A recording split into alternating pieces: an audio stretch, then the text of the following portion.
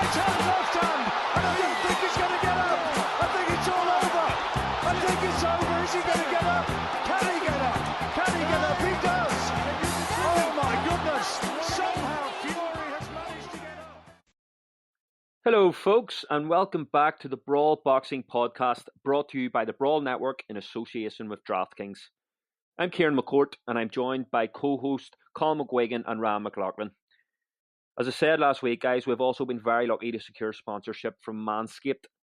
Manscaped is a company that provides world-class products all over the world to help men look after their body hair. We also had a message from a guy called Daniel Reed on Twitter, who said after hearing the podcast last week, he ordered himself one of the razors and it's changed his life. I'll read out the message he sent now. So Daniel said, "Hi guys, I've struggled with body hair my whole life.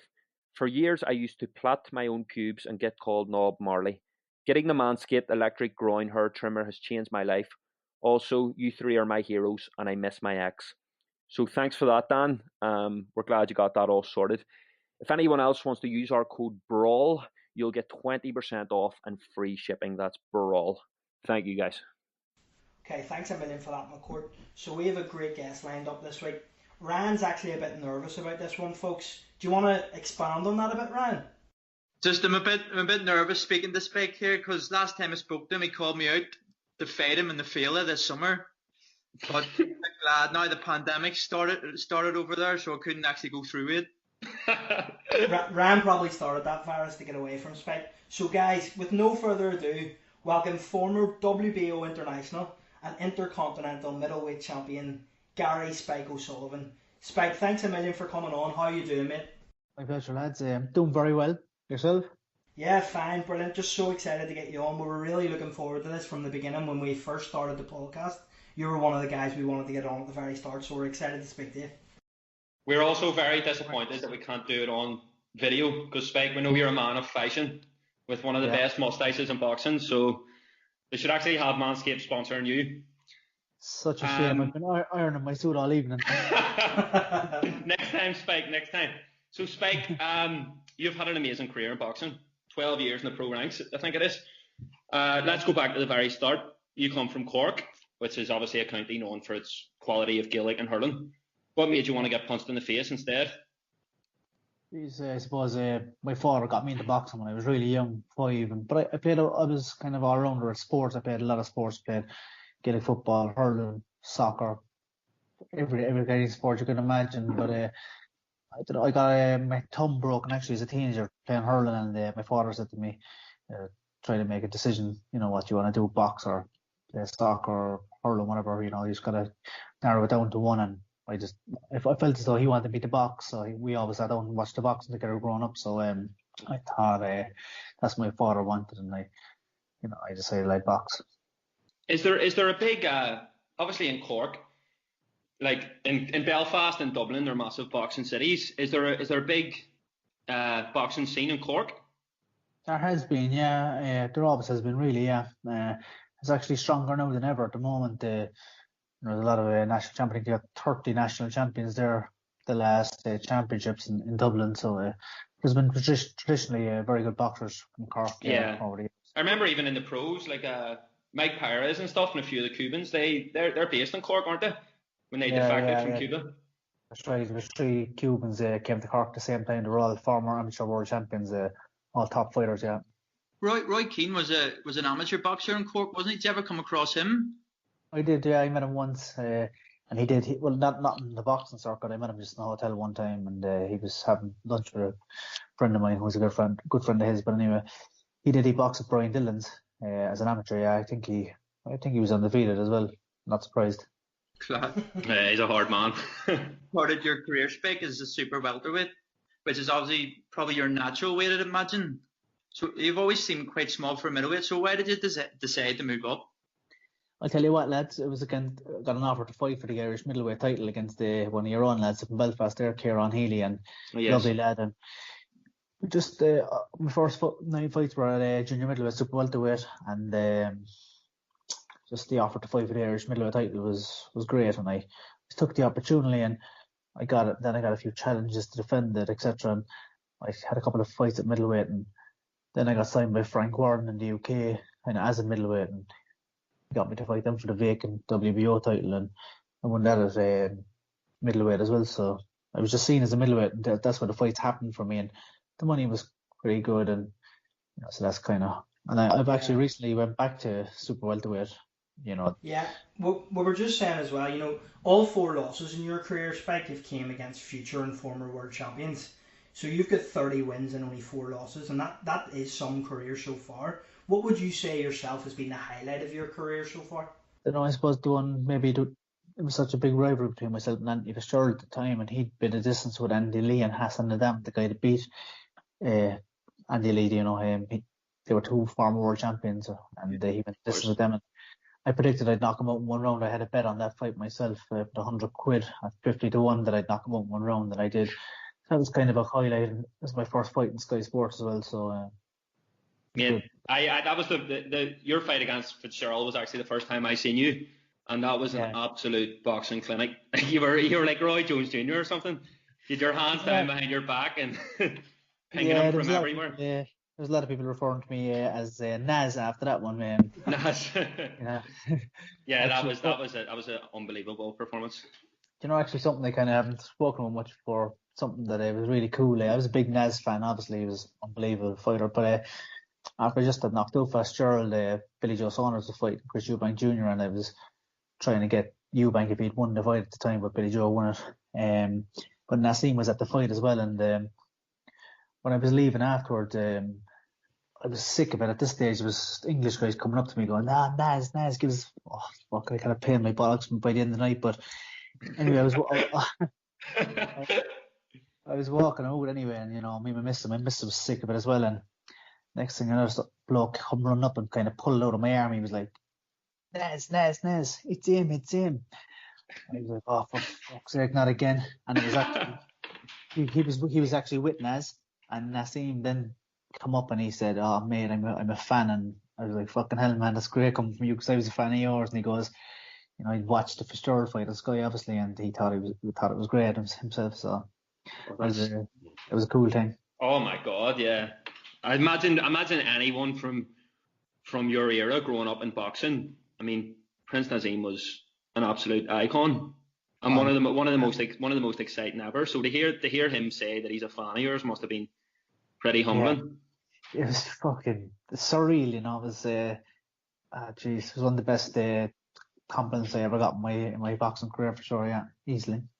Oh yeah. You mentioned there about Saunders. Obviously, you've been in there with him. I think you're quite friendly with him, aren't you? Yeah, mate, we're good old friends, yeah. And been sparring him many times and fought him as well, yeah. We've done many rounds sparring together. We sparred a couple of 12-round spars and we fought 12 rounds, obviously, as well. Well, that's amazing. Like, us 3 are all massive fans of Saunders. And like yourself, he's completely crazy. But he's an unbelievable boxer. We got him great and we had some great times, character, unbelievable boxer. I think he has the ability to beat absolutely anybody. I think he's the only one out there as well that could realistically give Canelo trouble if he's on his game. If he's on his A game, he'd obviously need to be on his A game to beat Canelo. If I had to pick, I'd pick Canelo, but I think Billy Joe is the only one that can give him realistically trouble. I agree with you. Do you think that fight will ever happen? I don't know. I say hopefully. I'd like to see it. As I say, Canelo is something else. And unbelievable, very powerful, very intelligent, wastes very little energy. He's just an incredible fighter. But Billy Joe Saunders is, as I know, only too well, is very, very good too. And he's southpaw and he's a bag of tricks, and he's fast and elusive. And be very interesting. I hope it happens. Yeah, I've never seen actually Canelo fight against somebody that's like Billy Joe Saunders. I think it'll be something completely new to him. So I think that's why a lot of us actually really want to see that happen. Yeah, there was a guy I actually studied it there during lockdown. I studied out of Canelo because kind of quite slightly similar, and trying to copy him more and learn from him more, and I watched him fight a few southpaws because I could be potentially fighting a guy called Patrick Teixeira. He's Brazilian. He's the super welterweight champion, WBO champion at the moment, and I think that fight could be made maybe next year because we're both golden boy as well. So I was actually studying Canelo, how he approaches fighting southpaws, and I can't remember the name. It slipped my mind, but he's fought a couple of pretty good southpaws. But I think Billy Joe Saunders is better than all of them. Yeah, we've seen you get under a lot of opponent's skin. It seems like there was like a lot of bad blood between you and Eubank and Lemieux. Which one of them did you dislike more? Lemieux by far. And it's, you know what, now it's absolutely nothing to do with getting knocked out in the first round or anything like that. Like I have no problem whatsoever. That's a fight, and you know that's no problem whatsoever there. You know, fair play to him, and I respect him as a fighter, and he's obviously a very powerful fighter and pretty good fighter. I don't think he's a greater fighter. Like Billy Joe Saunders is better than him. Eubank is better than him. We actually all watched your fight with Eubank together in Ryan's apartment in Liverpool, Spike, and what a war that was. But talk to us a bit about that fight. You know, did he surprise you a bit at all? What was he like to be in with? He was fast. He punched pretty hard. Very, very fit, very fast. Lots of punches. He's a big man. You know, he's far bigger than me. You know, as I've gone back to super welterweight and he's gone to super middleweight, I think, and I think he can still make middleweight, but he struggles a lot. I never struggle to make middleweight really. Yeah, he does struggle. No, but yeah, but he's a good fighter. Like, you know, Did he surprise you a bit? He was better than I thought he'd be. Yeah, but I heard that from a couple of people. Billy Joe Saunders said that to me, and you know, that he's deceiving and he's very long arms. And Andy Lee said it to me as well. He'd been in training in the gym with him with Adam Boot, and Andy Lee said he's a lot better than people think. You know, and I think it's a good. I think they're good judges. Like, you know, they're very good boxers, and they're right. Yeah, Eubank definitely. Eubank surprised me, especially in the Saunders fight. I thought Saunders was just going to pick him apart, and no doubt, I think Saunders did win that fight. But I mean, Eubank made it very close. Oh, very close, yeah. Very close, yeah. Do you think that rematch should happen at some point? Like, they absolutely despise each other. Yeah, they do, yeah. Yeah, I'd like to see that one happen as well. And I think if Billy Joe Saunders would need to be a lot fitter than he was the last time, because Eubank failed to start. He almost gave the first 6 rounds away. Then he started kind of increasing the pressure from 6 rounds on and practically won all this second half of the fight. I think Billy Joe started to get tired, so I think if they do fight again, Billy Joe Saunders would. Billy Joe Saunders is a very, very intelligent fighter, and I'm sure he knows that he need to be a lot better, because Eubank's fitness and conditioning is second to none. Really, he's a dedicated guy and trains very hard, obviously. That rematch should happen, I think, on the undercard of you and Fury. Spike. And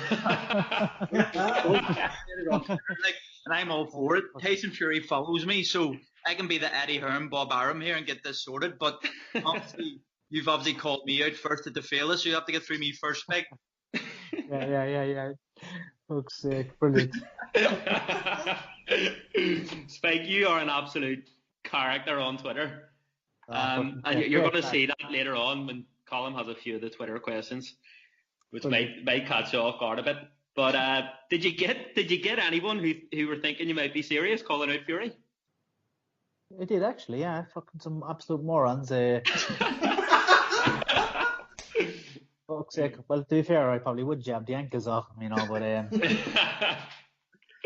there was a couple of pages I'd seen quoted my tweet. They were like, fucking, they were like, oh, this, all the fighters are calling out Fury, doing this call out to Fury. They were like dead serious. I was like, fucking hell. I was going to quote him and just kind of highlight him to everyone and follow me on Twitter, you know, kind of to make it easier to him, if I have done before. Have you ever came across Fury in terms of, have you met him? Have you been in his company or anything like that? I have. Very nice fella. I've been in his company a few times, actually. Very, very nice fella. Very, very nice. No, very likeable. Met him quite a few times. You know, I remember he was in Dundalk when his Huey Fury, I think, made his debut or something. I'm not sure if he made his debut. It was a very early time in his career, and when I was fighting in Quebec in Canada, he came to my dressing room to wish me luck before I fought Antoine Douglas. You know, he was very, very nice fella. Yeah, he's an absolute legend. Who do you think wins between him and Joshua, Spike? You know what, now, some people might say I'm fucking idiot, I ain't talking through my hole, but I think, right, in my opinion, Tyson Fury, of all time, any fighter ever, if he fought them all 10 times, he'd win at least 6. And what I'm saying is, I put him as favourite against anyone of all time, because his agility, he's so agile, his footwork, obviously his size 6'9", his hand speed, his boxing IQ. I think he's the hardest to beat of all time. So I think he has to be the favourite against anybody. Yeah, and Yeah. they punch is soft, but like he changed his whole game plan, went to new gym crank, and it just shows like that he can fairly punch. And I remember Dave Allen actually speaking in an IFL interview saying about Fury's the hardest hitter he's actually experienced in sparring. Yeah, I was told that a long time ago. That Tyson Fury is obviously going to be very strong. He's 6'9" and whatever weight he is, but that he's like an actual freak. He's like freakishly strong, like me. You know, he wouldn't be as strong as me, but He's still trying to sell that spec, so keep it up. Yeah, I think it's going to happen. Parky Queeve, maybe Crow Park. Crook Park. Oh, easy, Spike. Tell me this, Spike. You're known for a lot of your antiques as well in the build up to a fight. Obviously you like to kiss your opponents in the weigh-in. Are you worried with COVID you'll have to stop kissing your opponents? Yeah, I've been kind of concerned about that. I've been on it. Not happy about that now. Those fucking masks. What is your kind of plan now, Spike? You know, what's next for you at the minute? I know you did say about Texera down the line. You are both represented by Golden Boy. Is that something that's in the talks at the moment of happening, or? Yeah, it definitely it's in the talks. I think it's going to happen. Yeah. And where would that be if it does happen? Any talk on that, or? No, not really. I'd say it'd be somewhere in America. Obviously, probably Vegas or California, maybe. You know. Do you like? What were you saying? Sorry, carry on. I'd say it'll happen. All right. Yeah, I'm pretty confident it will happen. Yeah. You spoke there about like boxing in America. You boxed on the Canelo GGG card. You boxed on the Anthony Joshua Dillian Wade card. Is there a different sort of pressure that comes with these massive cards? No, I think I've mastered that, and I feel very relaxed, and I love the occasions. You know, I fought in halls as an amateur, as a kid, with 30 people, and dreamt of fighting in these arenas, and I just really enjoy it, and I don't feel pressure at all. You know, but the atmosphere. The one time, my whole career that I was a bit surreal was, to be honest with you, I'm a big Chris Eubank senior fan growing up, and he was probably my favourite boxer growing up, like, you know, him or Holyfield, and I always remember the chants, you know, Eubank, and when I was fighting his son in the O2 in London, it was a big crowd, and I remember him chanting Eubank. You know, it brought me back. I thought I was on the couch at home watching fucking telly with my dad. You know, it was surreal. Yeah, that must have been surreal because you're fighting his son now. Yeah, because it was what I grew up with. It was my fondest memory of watching boxing growing up was watching him. The showmanship. I used to love the WWF as well growing up. The kids are wrestling and all that, and the razzmatazz, the entrances and blah blah blah. And Eubank done it best about all the boxers for me until Naz came along. But you know, growing up, I loved watching Eubank, and I was a Eubank fan. And then when I was fighting his dad, it just brought me back to that time. You know, just listening to the chants of Eubank. It was the first time in my life ever. I don't think it could happen again. I genuinely felt like I was on the couch with my dad watching his dad. You know, the noise. Yeah, that must have been incredible. Did you ever get the chance to in the lead up to the Eubank Junior fight? Did you ever get the chance to meet his dad or tell him that you were a fan? I met him a lot of times. Yeah, I did indeed. Yeah, I like him. I still like him. Like, I think he's intelligent. He does a lot of eccentric things, but I'm still a fan. Like, you know, of him. Like, I like him a lot. Yeah, his dad's very likable. He's a character, but you know what? I think when he dies, people will probably appreciate him more. Like a lot of the times, you know, and he's a great character of sport, and you know, as I'm a big fan of his. Like, you know, I was just going to finally on the Eubank scenario there.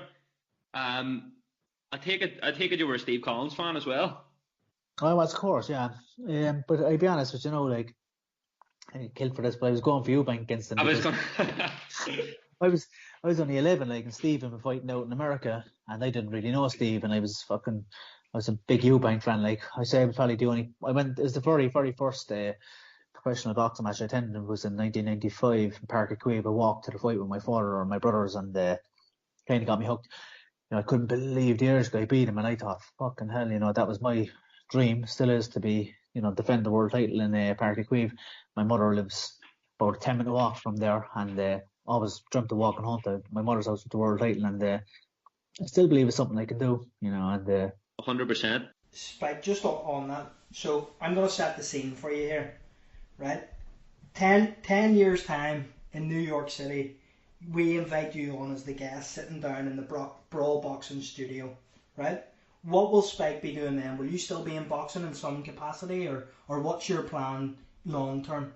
Yeah, I love boxing. Like, it's a big part of my life. I'm 36 now. I've been involved in boxing for 31 years, even though I've seen pictures of myself when I was I probably about 18 months to 2 years with boxing gloves. But I started training properly when I was like 25. So I'd like to stay involved in boxing. I'd love to get a job doing maybe commentary. I'd fancy that. I think it could be good. Like. You had a bit of an acting career, Spike, didn't you? I did, yeah. I was in a few films, yeah. And actually, sure, there was a movie made about me there, called The Prize Fighter. Actually, won Film of the Year last year. Was it 2019 in Ireland? That was this unbelievable night. Yeah. I recall going to the awards in Dublin, and I was walking in the door, and this one says to me, she was very glamorous one. She looked like an organizer of the event or whatever. She says, listen, she says, have a speech prepared in case you win. I just said to myself, fuck off with that. I was looking, there was a lot of celebrities around. I said to myself, not a fucking hope I'm winning that. I thought to be saying to everybody. No way, your persona, Spike, I can see in the red carpet in Hollywood. Oh, fuck's sake. I tell you, I went up there and I was getting a couple of points, and I was on a round, and I was bringing 2 points down to the table, and next thing the awards ran, I didn't think we were going to get it. They fucking called out the prize fighter wins the award. That must have been surreal. Yeah, I had to put the points on the table and go up and make a speech. I said, look, listen, I had no speech prepared, didn't think I was going to win. Everyone have a great night, whatever, Incredible. It's brilliant. Yeah, you've 100% got to look for the movies. Do you know the good thing about acting as well, Spike? You don't get punched in the face. So yeah. It's lovely. Actually, John Duddy, you probably know John Duddy, do you? Yeah, of course, yeah. He was doing it back, and I had a great time. We had a few drinks in New York, actually just in March gone. We were actually over in New York for a premiere of The Prize Fighter, and John Duddy and James Morley came along, and we went for a few drinks after. Great guys, great crack. John Duddy really started the pro boom, didn't he? In Ireland. He was a hard man, John Duddy. I only watched him recently there. A couple of fights he had. He was a good one, John. Oh, he was brilliant. Yeah, I remember like the early days, sort of like John Duddy and Bernard Dunn. They were the two men, because we were all it was an amateur boxing nation like Ireland, and they definitely were the catalyst for the pro scene booming.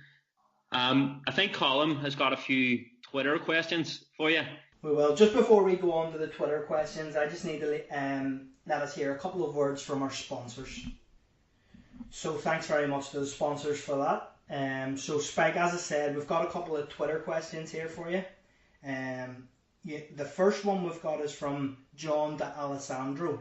And John says, have you still got that fiver that you only skint at the minute? I know John, well, he trains up in our gym, the Celtic Warrior gym in Dublin. He's actually a great guy. But unfortunately, John, I forgot my wallet as per usual, and can't find it. So, no luck there. We've another one. We've got a second one from the Shrug Hugger on Twitter.